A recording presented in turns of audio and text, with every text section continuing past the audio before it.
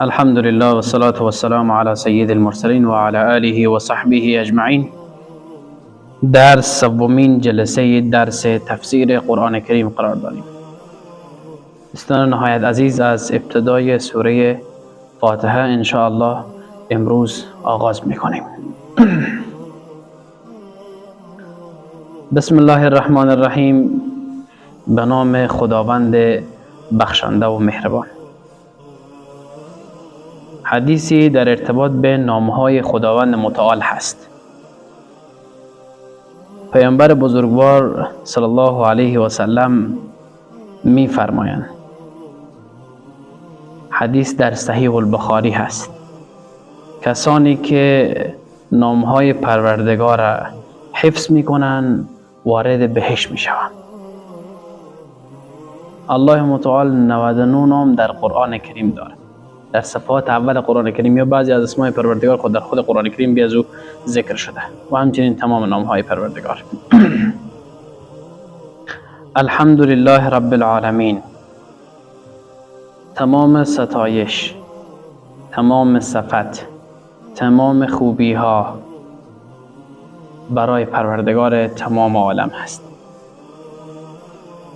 وقتی که ما ابتدا قرآن کریم رو شروع میکنیم به این صفت شروع میکنیم که تمام خوبی ها و تمام صفات از آن پروردگار هست و ای که پروردگار ما انسان ها دون تربیت میکنه. اصلا در کل ما مخلوقات را دون تربیت میکنه. یک تربیت ظاهری داریم و یک تربیت باطنی داریم. تربیت باطنی اینه که از ابتدا زمانی که در رحم مادر میره و در از اون جگو از نقطه تا مراحل اختلاف از قطره تا مراحل مختلفی که پیش میره پروردگار در اون جگو او تربیه میکنه. این یک تربیت پروردگار است. و همچنین یک تربیت دیگه داریم به نام تربیت ظاهری. بعد از اینکه به دنیا میاییم باز مواردی رو پروردگار برای ما و شما آموزش میده. الرحمن الرحیم. تمام بخشندگی از آن پروردگار هست. آنچه که مهربانی هست از جانب رب العالمین هست. آیه های خیلی خوبی هست در سوره فاتحه، طوری که قبلا هم گفتیم. زمانی که حضرت جبرائیل در پیش پیامبر بزرگوار صلی الله علیه و سلم آمد، گفت دو نور خداوند در روی زمین نازل کرد که تا حال این دو نور نازل نشده بود. یکی از جمله اونها سوره فاتحه بود. واقعا هم نور بزرگی هست. دوستان نهایت عزیز، سوال پیش می آید که خداوند این اندازه بزرگ، مهربانه و همچنین بخشنده، چرا ما بعضی از انسان ها به سختی و مشکلات بازم سپری می کنیم؟ خیلی انسان ها هستند با کمال فقیر و فقارت به مریضی و اینها، مریضداری و اینها مثلا زندگی میگذرونن. چرا؟ این متوجه باشیم عزیزا که بهشت به سختی ها پوشیده شده و جهنم به شهوانیت ها. با آن چیزی که نفس خواهش میکنه جهنم به او چیز موارد پوشیده شده و همچنین بهشت به سختی و رنج و مشکلات و مشقت پوشیده شده. و حدیثی است که پیامبر بزرگوار صلی الله علیه و سلم میفرمایند که هیچ بنده‌ای از بندگان خداوند مشکلاتی رو نمیبیند مگر این که پروردگار در قبال از اون مشکلات گناهان از او مغفرت میکنه، او را میبخشه. خداوند این اندازه بزرگ و رحیم و مهربان هست که حتی اگر ما داخل یک راه میریم خار به پامو بخله و به خاطر از اون ما حس درد بکنیم، به همون خاطر هم پروردگار یک ثواب برای ما میده و یک گناهی از ما کم میکنه. این بزرگترین ویژگی رب العالمین هست. در حالی که ما باید در مقابل راه و نگاه بکنیم، سر راه ما چیزی باشه متوجه باشیم اگر کوچکترین رنج و مشکلات و مشقت میبینیم، شک نکنیم که پروردگار در مقابل از او برای شما یک چیزی حتما داده و این جای شکر هست. مالک یوم الدین، پادشاه روز جزاست. پروردگار پادشاهی است، بزرگترین پادشاه. در چه روزی قرار داریم؟ روز جزا، روز محشر، روز قیامت. او روز هست که عدالت پروردگار برای ما بیشتر مشخص میشه. او روزی هست که پروردگار میفرماید که لمن الملک الیوم، پادشاهی امروز از کی هست؟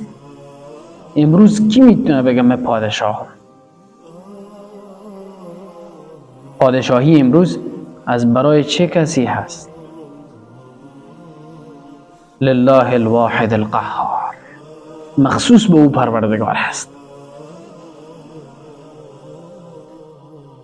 خداوند متعال در قرآن کریم میفرماید لا یتکلمون الا من اذن له الرحمن. این تو روزی هست که هیچ کدوم از ما بدون ای که اجازه پروردگار نباشه حتی نمیتونیم صحبت بکنیم، اجازه صحبت نداریم.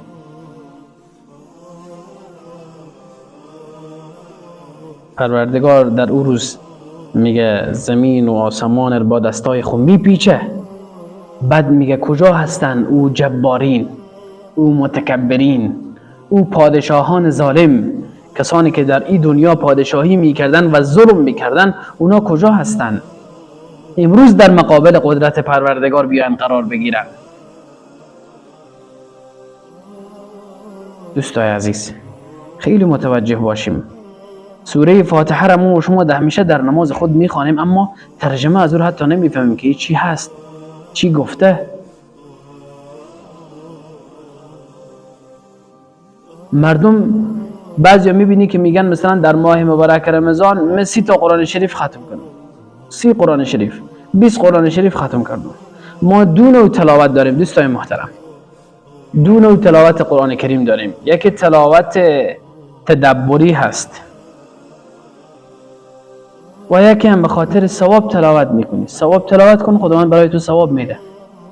اما ای که تلاوت بکنی و با آیات قرآن تفکر بکنی، او زمان هست که پروردگار خودم حتی میتونی بیشتر بشناسی. ما و شما فقط تنها کاری که میکنیم امروز قرآن کریم را فقط از رو تلاوت میکنیم، از رو تلاوت میکنیم، تمام. با آیات قرآن اصلا پی نمیبریم.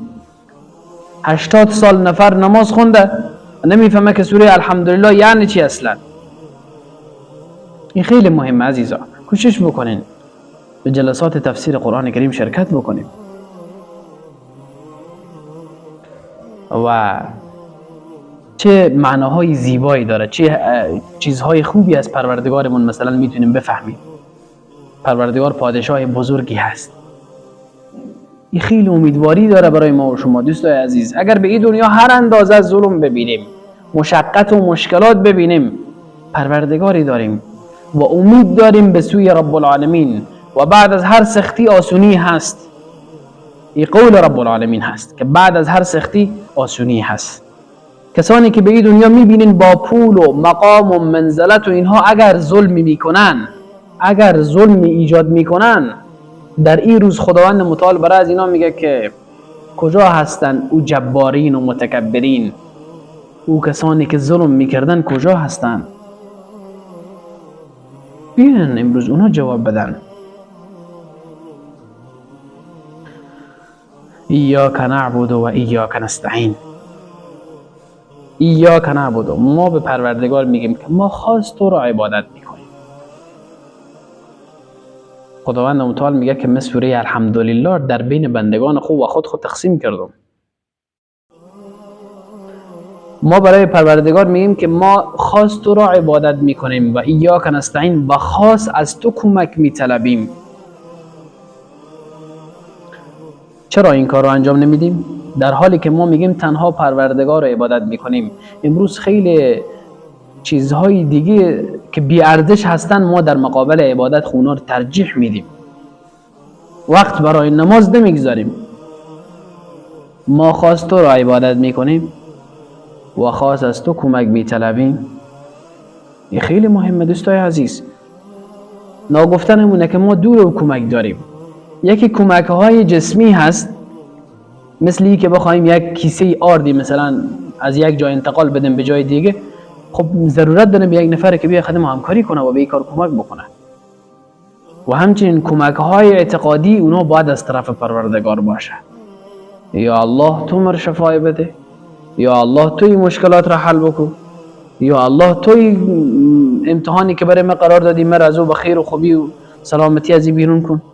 در مقابل آزمایشی که از من میگیری پروردگارا تو مرا حفظ بکن. خیلی متوجه باشیم دوستای عزیز، زمانی که میگیم ایاک نعبد و ایاک نستعین، مقصد اینه که اخلاص در از این آیا باشه. اخلاص چطوری میتونه باشه؟ زمانی که حضرت عمر از یک جای میگذشت، شب بود، روی یک چارپای حیوان سوار بود، میرفت به یک جای. خو امیر المؤمنین بود، پادشاه دنیا بود. بعد یک جای صدای قرآن به گوش از حضرت عمر خورد. گوش کشید که نفر میخون فیعذبه الله العذاب الاکبر، پروردگار عذاب بزرگ و سختی داره. حضرت عمر میگه این اندازه ای آیه به سر از این فشار آورد. اینا از بس که به قرآن اخلاص داشتن، تقوا و ترس از پروردگار داشتن. حضرت عمر از امو چارپا پایین میشه و امی اندازه برای از ضعف پیش میآید که به یک کنار دیوار میشینه و خود تکیه میده، دیگه توانایی حرکت نیست. و بعد از همو آیه 1 ماه حضرت عمر مریضه،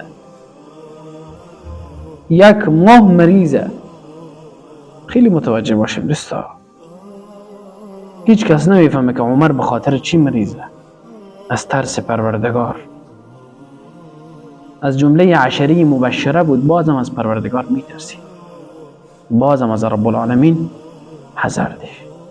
خیلی کوشش بکنیم انشاءالله آیات قرآن کریم را بخوانیم، تدبر بکنیم و همچنین کوشش کنیم ترجمه و تفسیر آیات را بفهمیم انشاءالله. اگر خواست پروردگار باشه انشاءالله در جلسه آینده بقیه سوره فاتحه را انشاءالله که با هم میخوانیم. جزاکم الله خیرا کثیرا.